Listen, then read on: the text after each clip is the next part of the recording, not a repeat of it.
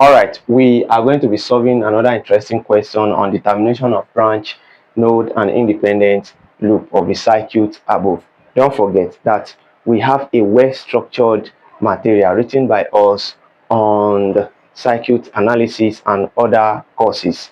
And for you to have access to all these courses, you can reach out to us on WhatsApp or by our email on our bio. Just check our bio, you see the link that will direct you to our WhatsApp, and you also see our email address there, so you can book or order for any of these material. All right, so for us to determine the number of branch, node, and nodes and independent loop.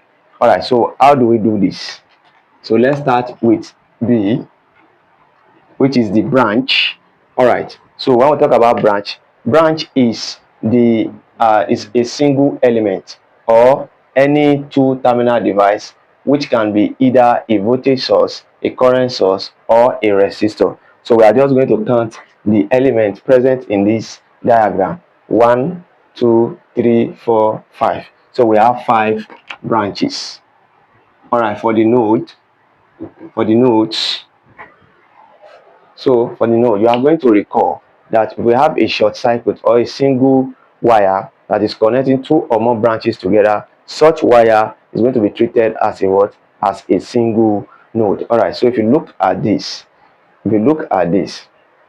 this point is connecting this and this, and it's also connecting these 2 amperes. So everything here will be treated as a single node, and here as well everything here will be treated as a single node, and this one too will be treated as a single node. So how many nodes do we have? 1, 2, and what? 3. So we have 3 nodes. So let's determine the independent node. So we are going to recall from the formula: B is equals to L plus N minus 1. So if you substitute, we're going to have 5 to be equals to L plus 3 minus 1. So 5 will be equals to L plus 2. Make L the subject, L will be equals to 5 minus 2, and L is equals to 3. So we have 3 independent loop for this question.